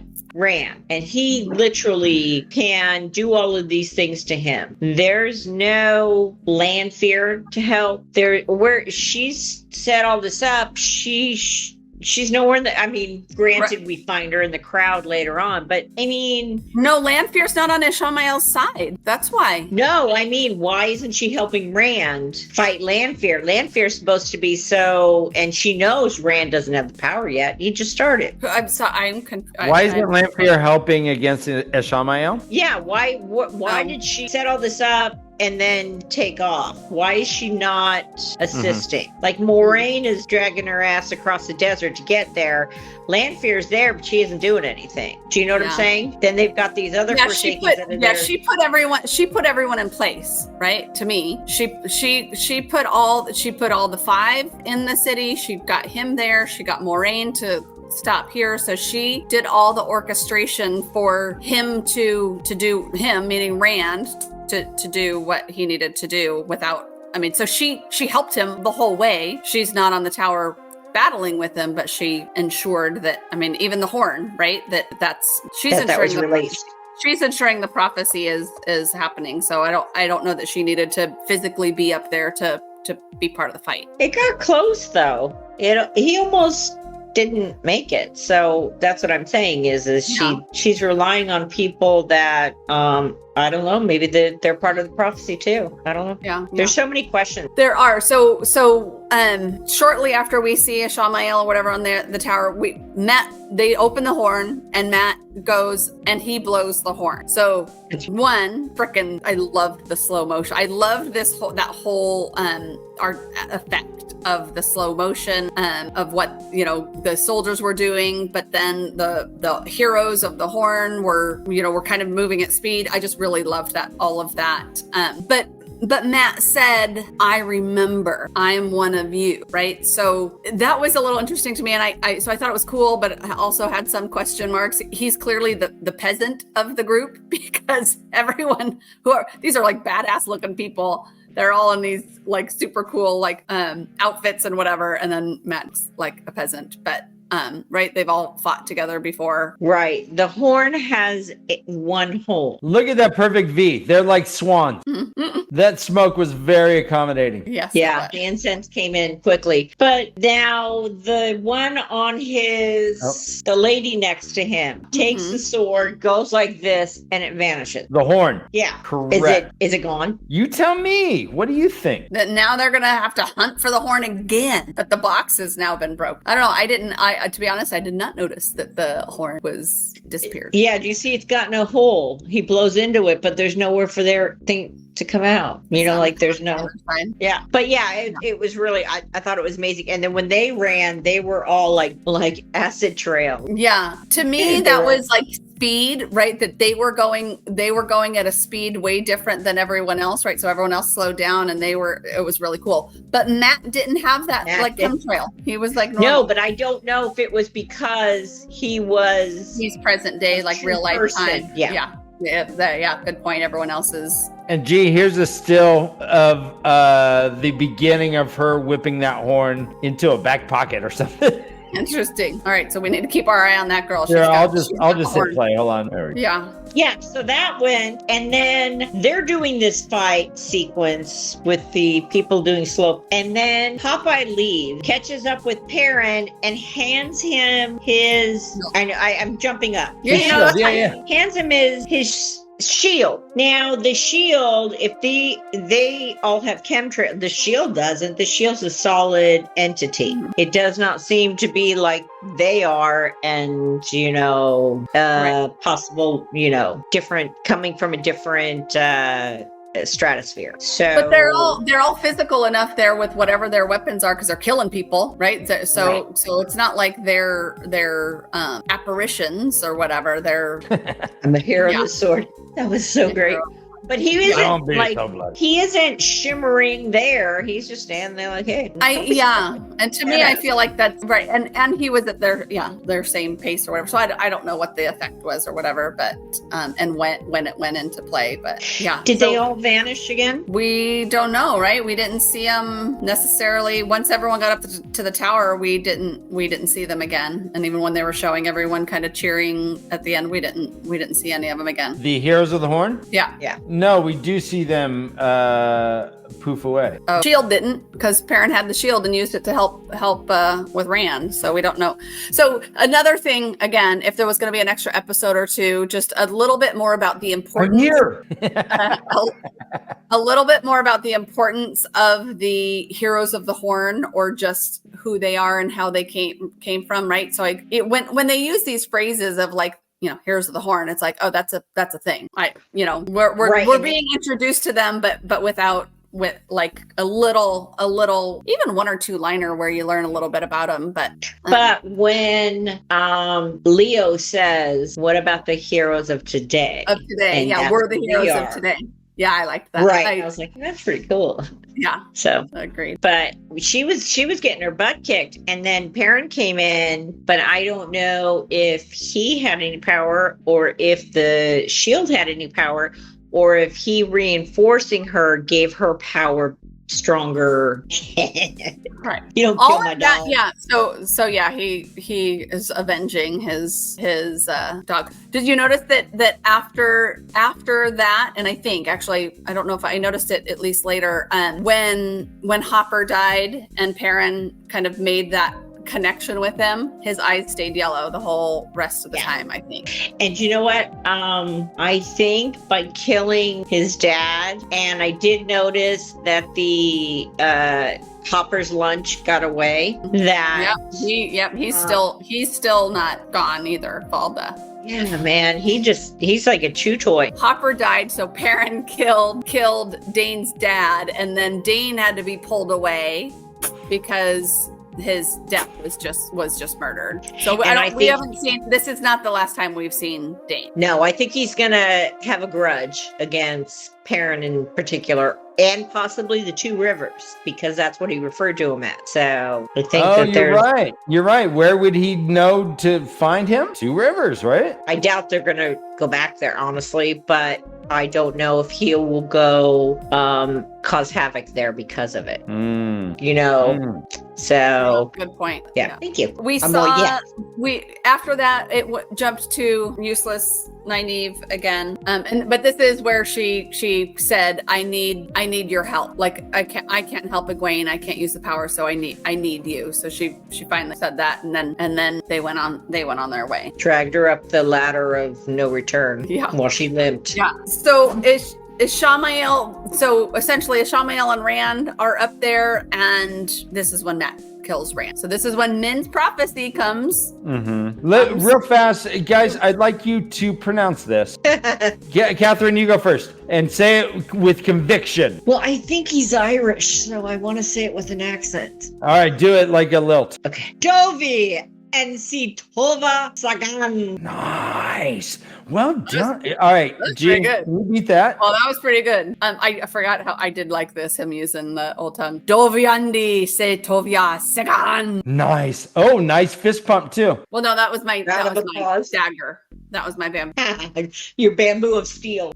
By the way, if I created my own like dagger spear thing without being able to even touch the pole or the dagger and just like tied it, if I did like the flippy thing, that dagger would have just flown right off of that pole. There's no way that was standing. Zero duct tape. He used zero duct tape. Yeah, maybe he had Gorilla Glue.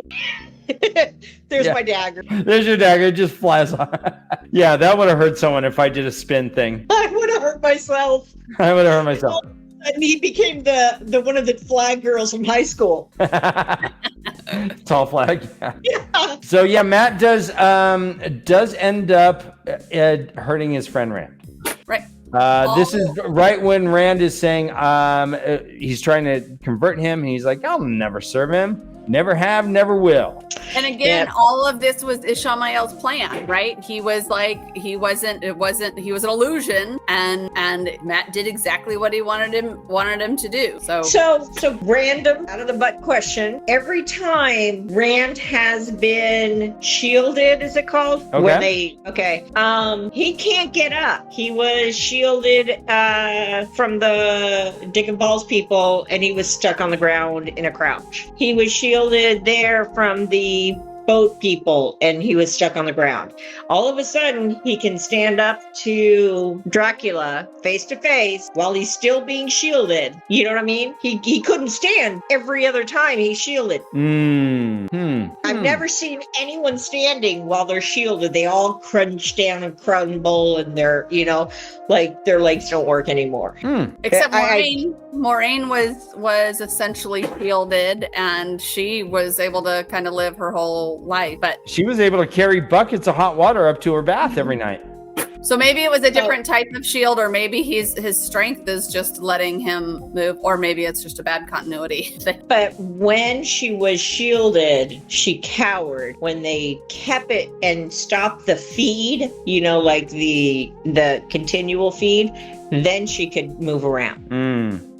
You know what I'm just asking. These are things that I don't know if there's an answer to because I don't know the book. So I don't know if there's, oh yeah, he can do this because this and this, and I don't know. This is Well, Catherine, remind me, is when Logain was being shielded, was he on his knees or was he standing? He was on his knees. Or at least he was like in the cage, down. Right? He was in that cage. No, but when they crumbled, he crumbled down. He was standing up and he crumbled down when they shielded him in the cave. In the cage, he was on his knees because he was continuing. But they'd already stilled him by that. Could it be that Rand is just a little stronger since we've seen him, that he's leveled up a little? Yeah, that's what I was saying. It could be that he's stronger and can still not use the power, but can move around, or it's a continuity issue. Yeah, no. I just, or maybe he allowed him to stand because then the spear would not have been thrown and hit him if he wasn't standing. So the spear is thrown, hits him. Rand kneels down. He is hurt. Says, such a simple illusion. It was a fake out all along. This dagger. Let's talk about this dagger a tiny bit. What does this dagger do? So it has the shadow with it, right? So they got it from the Shadow City. Every time the dagger is used, it turns something black, right? So when Matt came out and he stabbed that guy, his whole kind of face turned black. The horn, like it sort of like the black spread through it, and then we saw that in Rand's side as well. So it's it kills, but there's this shadow darkness to it. So I was wondering if Rand, right, he's got now this kind of scar, but with all this shadow darkness black through it. Right. Is he now have a touch of the dark that he didn't have before? The scar won't go away because it was from that evil dagger, but will that then inject darkness into Rand? Right. Yeah, will we see that come and be relevant? I don't know. Right, we see that the dagger itself has some funk to it, right? I mean, Matt was just weeding out just because it was in the room with them open. And Patton saying, like, you're going to touch it. I know you're going to touch it. And we're not exactly sure what touching it means, but we know that Moraine was very careful not to touch it when she separated the dagger from Matt. We see that Patton Fane has no issue. I was just going to say, and yet Patton Fane wears it like in his waistband with zero issue at all. But he's a dark friend, so the dark doesn't bother him. Nope. I don't think it was so easy for him to give it up, because when they said and he started whispering to him when it was on his thing, like it was his buddy. So I heard it whispering to Patton when he was saying, that's gonna be used. It's not yours. It's mine. I don't know. But I think that it causes that'll be a scar that it'll always have because of the evil in it. I don't know if the evil will seep further or not. I don't know. Okay. We get Lan and Moraine on the beach, and Moraine is sensing that there is shielding going on. She deduces that Rand is up there, and she tells Lan, I will let 1,000 people die, innocent people die, then let something bad happen. And she says that is what support supporting him means, right? So it's really important that he live, because he is the savior that's going to defeat. So basically, if you're with me, you need to think the same way too. Is what she's saying too. This is what needs to be done. This is what we need to do. Yeah, because he's like, what if there's innocent people? We don't know who's there. We don't know who's there. And she's like, you don't know who they are. Not taking the chance. Somebody's being shielded. All this is happening. We're gonna do it.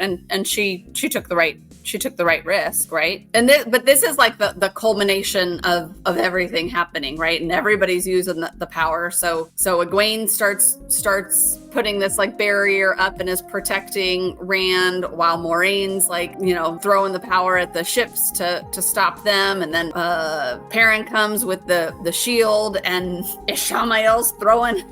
I mean, it's just power chaos going on. Everyone's got it. Everyone's using it. Everyone's got it. Everyone's using it. And then Moraine's got the power torpedoes. Mm-hmm. Yeah. She was like getting really low down to the floor and doing all these weaves, and then like making it all strong before she kind of sent it out to. Did you see? The term now is moga. If you're going to do very like cool poses on the beach and have light come out. You're doing moga. Yeah, she was. That's cool. That's a cool image. Did you see where Lansbuns did? He turned his back. He turned and like shielded himself or whatever. Yeah, had his sword behind him. Yeah, I noticed that. That was an interesting stance that he took. Let me ask you a question. How was there one person up on top that was shooting arrows down and then never shot another arrow down? He got two. They killed the one person and then got Elaine. That's it. We don't know who else got hit. And then this one by Moraine and Lan. Oh, because remember, Lan caught the arrow and used the arrow. Right. Oh yeah, that's right. That's right. Good. One arrow. The guy only didn't. He lost his quiver. I mean, this is Lan's this is an everyday day in the life of Lan. Just bodies on the right there. You go. Seriously, you only brought 12. Pshaw. Oh, and one guy shooting from the bluff. I'll catch those arrows, no problem. I have the power that now. That arrow, he's only got one, no problem. And you know what? Probably Lady Catherine, the guy shot the arrow and saw Rand caught it, and he's like, all right. This is useless. That was rad. He's just gonna catch him. I can't do this. But everyone starts showing up to the tower, right? So it's like, okay, all right, right. Egwene is like shielding, and then Perrin's there, and then all of a sudden, up pops Nynaeve and Elaine, and so again, all this going on. Oh, so while all that, everyone's got the power, there, and then Elaine shows up and she uses the power while everything else is happening to heal him while he's still shielded. As the healer sits there like and does nothing. Yeah, exactly. Yeah, but nice, but like he Reservoir Dogs right here. Yeah, but he fully does. Like he opens his eyes and he's like, are you?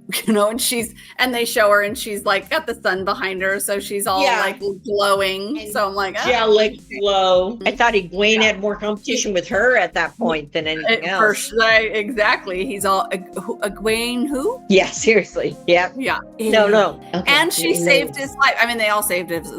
Everyone took part in saving his life, but she really saved his life because she did more than the healer did. So let's leave it at that. Yeah, exactly. Now, I thought that he would kill the bad guy with the spear, thinking that was... Well, so go on. So he uses his sword, puts like fire into it. Now, we joke that I like knives. Because I do. You never hold the hilt of a knife where the sharp is, because his hand obviously had to be on there to get the burn, the stork on him. And so his hand, one's pushing, but he's got his other hand holding where the sharp part is. That's gonna hurt. Yeah, it was odd. It also seemed like there was effort. He was putting effort into that, right? This wasn't a just, swishy kind of thing. It was. Oh, he was moving it up, and he was. He was. So my kind of thought is he's holding right onto the blade. Yeah. Who's gonna hold the blade? You're gonna have it and doing this whole thing to like push it in. Yeah, and like you said, that's how he got the heron mark now on his hand. But so But I was wondering if this whole talk about the heron-marked blade, the Forsaken that are supposedly eternal life, is it the heron-marked blade which can kill a Forsaken, can turn them to dust? And Rand is now a heron-marked. He himself is a heron-marked swordsman. Instrument of a weapon of destruction. Didn't think of that. Right. So there is something special about a heron-marked blade. We know, we're hearing it. It's been a big deal. Like, how do they work? You know, so Rand now is one himself. I think Turok mentions how do you earn one? This he side does. of it. Yeah. So not how do you get one? It's like how do you earn it? How do you earn one? Yeah. Right. And you know, and talking about like his side of the ocean versus, you know, the other side of the ocean. How is it? So and Rand just destroyed his. Rand no longer has a heron marked blade because it just destroyed, but he is heron marked. So Catherine, do you think there's something special about heron marked blades? I was thinking that the heron marked blades were the people that were fighting the Ginges, I thought that the at dread. first too, that it was an Aiel thing, but Right. But then That's as what I it's thought kind of gone through, like that's not where it is Well, again. Especially that it Turok guy. That Turok guy had one, and he's from across the sea. Right, but it ended 20 years ago. We don't know if the whole place was, because literally in Dick and Balls, they were like, hey, the war's over, la, la, la, la. I mean, it must have been a massive war. So it could have been across the ocean doing it too. And they were fighting, Dred's family. So, but do you think as a weapon itself, do you think it's inherently like better than a normal sword, or does it just indicate the skill of the person who's wielding? I think it's the skill of the person who's using it. I think it's a level that you level up to. Okay. And he got it from his dad, so he really didn't earn it. He got it because it was inheritance. It was his dad's sword, yeah. See, and right. But he could always go get the sword from the guy that he shanked or he skewered earlier. Yeah, if he wants another heron sword, the guy downstairs who was going to fight him with it has one. So they're around. He can get another one. We see that Ishamael does not really do much to defend himself here at all. No, he's getting exactly what he wants. So is this, did he get the final death? Is he, all right, let me ask questions. A, is he dead? We've seen him disappear before and show back up. B, if he's dead, did he get the wheel-ending final death that he hoped for, or is he going to be reborn? And C, how good does that vest look? I think he's dead, and it's the final death. I mean, the turning to dust and blowing away is there's a finality to that, right? So, and whether he orchestrated the whole thing exactly that way, but he said he was at peace. He saw the birds, finally. And it was beautiful, right? So, but I think that the vest is primo, and I think the answer is B, because unless the wheel is stopped, it will continue, and he will be back. Whether he will be back as Dracula, but he will be back because the wheel's still turning. It's going to shoot him back out, maybe 3,000, 5,000 years away. Whether he's a power-hungry person, but I just believe that they haven't stopped the wheel, so he's still going to be back. Let me ask you real fast, what are the heroes of the Horn to you guys? Define what's going on with this. So this was one of my questions, why I want another episode, because I don't feel like they did that well. When I said that earlier, like, it's a thing. It's an important thing. I don't think they defined it well, except that they are people that have, I don't know. I mean, that have fought either for good or never mind. I don't know. That was my question coming out of it. So I don't want to. I think there's standout people who look for the light, but I don't know how they got to be. Right. I think they're good. I don't know. We don't know a lot about the Horn, so I was trying to figure out. I'm like, oh, okay. So they've either looked for the Horn before, or fought for the Horn, or fought like I don't know. I like to think that the heroes do like it's like a scavenger hunt where like it gets blown. That woman does the Horn disappears. And then it's somewhere in this room. They have clues that they need to go find it. Yeah, it's like a escape house or something. to get the horn, you got to figure out the clues. But maybe it gets hidden right away. Maybe I'm not sure what happened. Maybe when they all turned to dust, the horn just fell. So Well, after Ishamael, Matt was there when they turned to dust. He would have picked it up. Was he? And he would have run upstairs. No, he was upstairs already, I think. Oh. Yeah, When no, he he had already stabbed Rand. Okay. Ishamael was up there when or Matt was up there when Ishamael turned to dust. Yeah, they all were there. Yeah. No, I mean when the people downstairs turned to, or when the horn people when turned the into- heroes of the horn disappeared. No, the Heroes of the Horn turned to dust like near the end. Okay, so do they After not Matt had get already caught? done this, like 30 minutes after Matt is After this, did they do it after he was announced as a Dragon Reborn? it was yes, it was right then because right when the dragon all pops that up, culmination, they disappear. Yeah. So and everyone it's starts cheering. Okay, yeah, I missed that part. But But it So was what happens so so Well, there was here's a lot. Maxima It was- looking up. He's like, oh shit. yeah. It was a big culmination. It was a lot. I mean, so you have to, a lot of these things you have to watch a couple times. But right, so Moraine does the dragon, and everyone, and I loved that shot of the dragon up there, and then it's not just the 5 of them; it's Elaine's with them too. So it's Rand, and then the five behind where.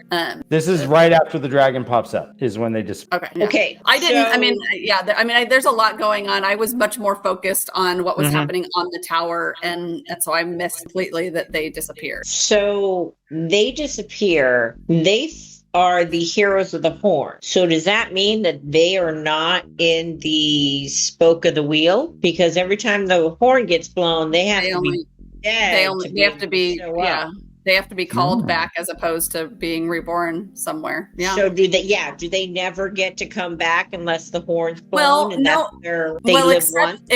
Except that Matt's like, I remember I'm one of you. And the guy next to him said, we have fought in many battles together. So that would negate that Matt is now living another life, and he's had past lives. But that doesn't mean he's a hero of the horn. He's the horn blower.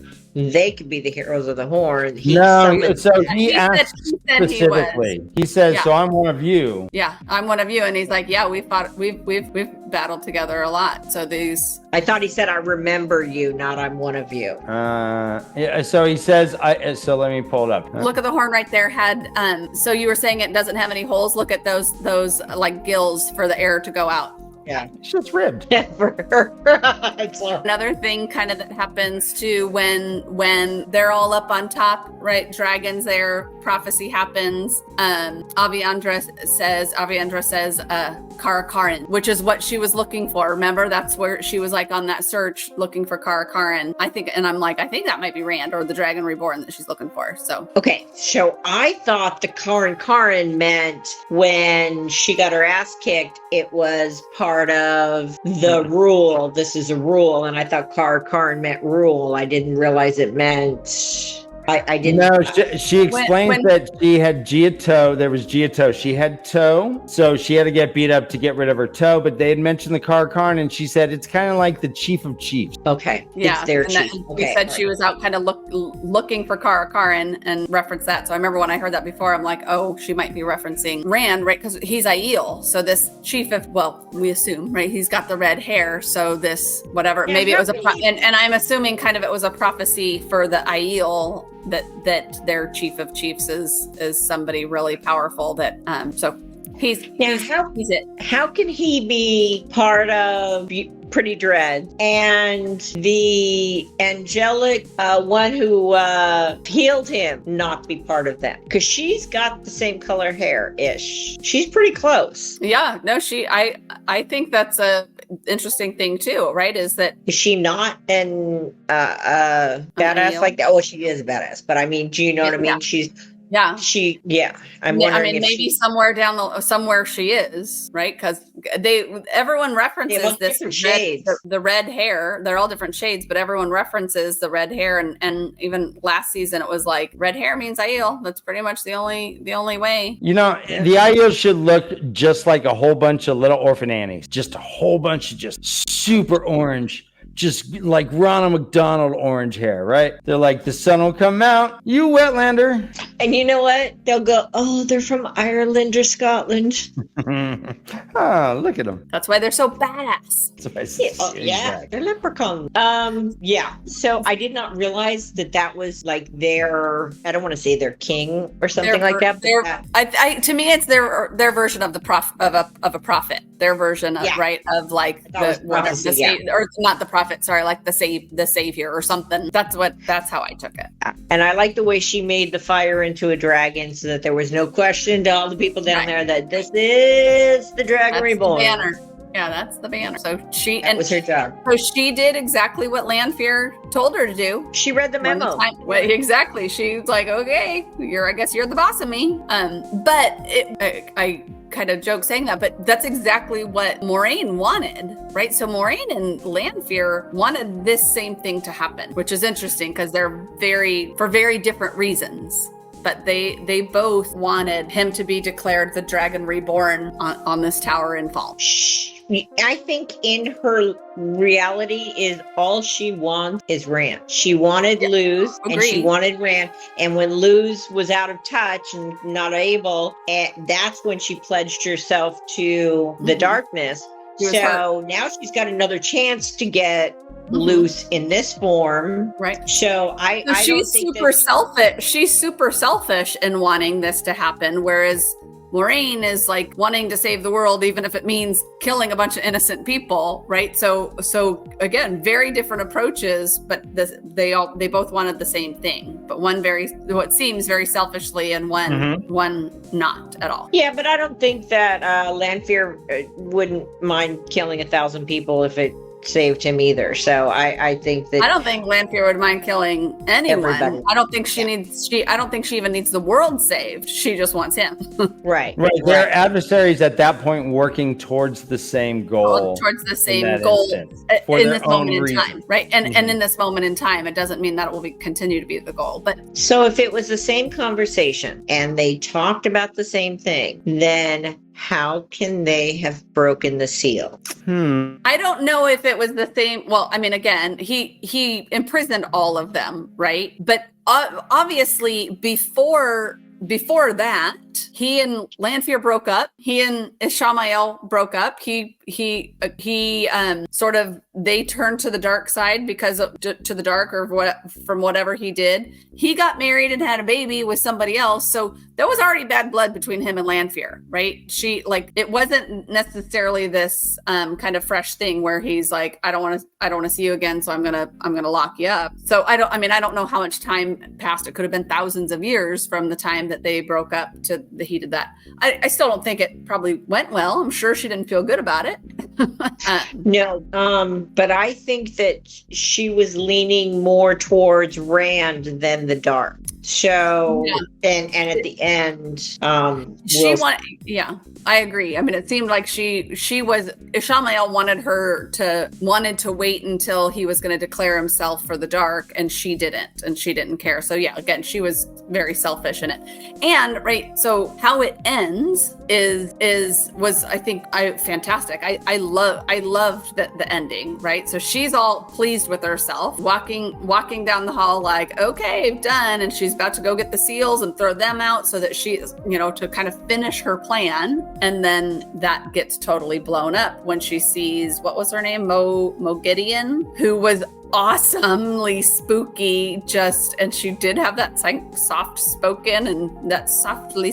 I mean, she was spooky with the little the web thing, and then she was freaking fantastic. But right, this whole thing then of like, all right, you don't everything that you tried to do, Lanfear, you were way too close to him. Ishamael was way too close to him.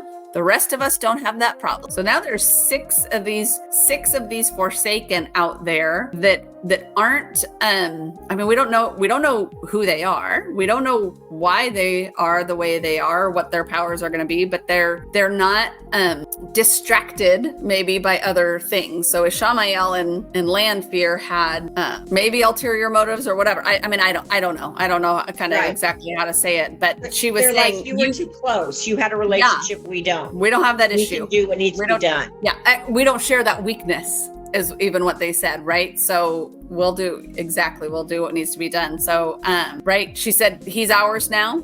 All 5 of them are. Yeah. So, but these guys are still not the head person, the Dark Lord. They're basically doing what the Dark One wants, and that's why she said you guys were weak, because I mean I'm saying that we're distracted, like, so they're still working. Yeah, they're working for the Dark One. They're not the Dark One, but they're on his side. They're on his side more than the others were. And then at the very end, when she says light help you, Rand, and I was like, so she's on the light side now by saying light help you? She's on Rand's side, as you said, and she's like, the way I took that is like, you got another thing coming if these 6 people are after you. Light help you. Like, I can't. So good luck. And this is the first time, right? She looks weak and scared. We have not seen weak or scared in her at all until here. So Rand and the 5 have a road ahead of them with these other Forsaken that are like, and I think you said before, where are they? We don't know. Right? We got our eyes on one. Who are they? Where are they? What? Like, we got our eyes on one. And that's her saying, like, light help you, Randall. But for her to use the light when she's been in the dark grips, let's say, I just thought it showed that she had a changeover in her feelings. But the part that confused me the most is how he could have broken all of those. That's I don't understand how did they weaken when one was broken? Did Rand weaken that? Or I don't know. That's a good question. I have no idea. So, and my biggest concern right now is how long we're gonna have to wait for next season. Seriously, because I really like how they set us up for, this. It makes me really excited for it. Any predictions as far as what's going to go on before we rate this episode? You go first. I think we're going to just have some fun with these Forsaken. And I think they're probably going to like tease them out a little bit. I don't think we're going to meet all 6 of them at one time, and it'll just be kind of the continual kind of challenges that he and the 5 are going to have, right? So she said he's ours now, as are the other 5. So all of them are going to have these challenges, finding and battling these Forsaken. Elaine was on the tower, but not one of the 5. So she might have some sort of like role where she's not one of the 5, but maybe can protect in a certain way, because they don't have their eyes on her the same way they do everyone else. I do think that Rand has some eyes for her. Those are a couple thoughts I have. Lady Catherine. I think she's going to be the head seat. Because if she's not going to be the 5, that right. I don't think that the Forsaken will be together. It would be smart if there's 6 of them, if they all got together and just worked together. But they were saying how they fought each other all the time. Right. So I think that's why they're all going to be separate, thinking they can do it themselves. And I think I'm just going to be pissed that it takes too long for the next episodes. Yeah, we do have at least a year, I would think. At least a year, probably 18 months. Yeah. And I would love, I'm hopeful that they decide to do more episodes, because they're as I said before, I wanted to know a couple characters more. I didn't have the same kind of feeling, when we lost a couple people. There were a few things that were done too quickly, I think, and you can easily add a couple episodes and just get into the world building a little bit, right? The horn is really important, clearly, and I'm just not sure why. Maybe I'm not supposed to know why this early on, but I feel like I have a lot less information, that if I had even read the books up until this point, I would have more information than I have now. Right? Not if I've finished the entire series, because obviously everything at that point, but even if I read My concern is, and I don't know if I've said this, is that I'm surprised Amazon has not advertised this the way they've advertised a lot of other things. And it's getting really popular by word of mouth. And it's not because Amazon's done the PR for it. I know. I saw it come up on my Amazon app the other day. I went onto Amazon to buy something, and it was an ad on my app.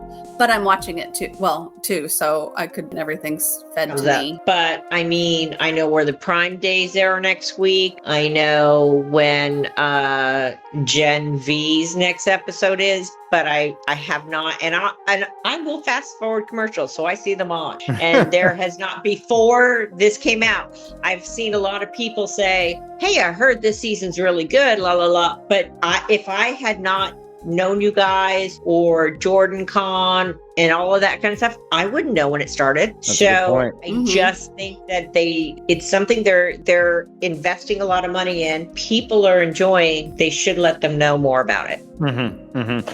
To your point, the word of mouth has been fantastic. Twitter, every episode we've done this season, we've given a 1 through 5 leaf rating. This, the ultimate, the final of this season. Lady Catherine and G, please give us how many leaves out of 5 you give this episode. I went last. You can go. Last time I went, you go. I was just trying to figure. I'm at a 4.5. It wasn't perfect. There were a couple things that annoyed me, but I really, really enjoyed it. There were some parts that I really, really enjoyed. 4.5. 4.5. Catherine? And eagerly awaiting. I'm gonna have to do it as my last one was 4.75. There were some things that did bother me. There were some questions that were left dangling participles, but I'm really excited for next season. And that's what it brought me to. I can't wait. I'm excited. So, yeah. I personally have really enjoyed this project that we're doing. Being able to hang out with you guys on a weekly basis has been really a great joy for me. I look forward to it every time. People enjoy hearing your thoughts. You both are really, really awesome on the show, and I'm stoked that we've been able to do this. Thank you very much for spending your time with us. Thanks for getting into Ryan and I's world of nerddom and geekhood to a certain degree. And I look forward to hitting season 3 when it comes out in 2029.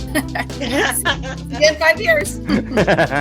I love you guys very much. Thank you. Thanks for joining us and watching us this season. As always, please like this video, subscribe, leave a comment. Let's leave the comments spoiler free because they do not know stuff. They're just watching shows, though. We don't need to correct them per se. Let's just have fun with what's going on.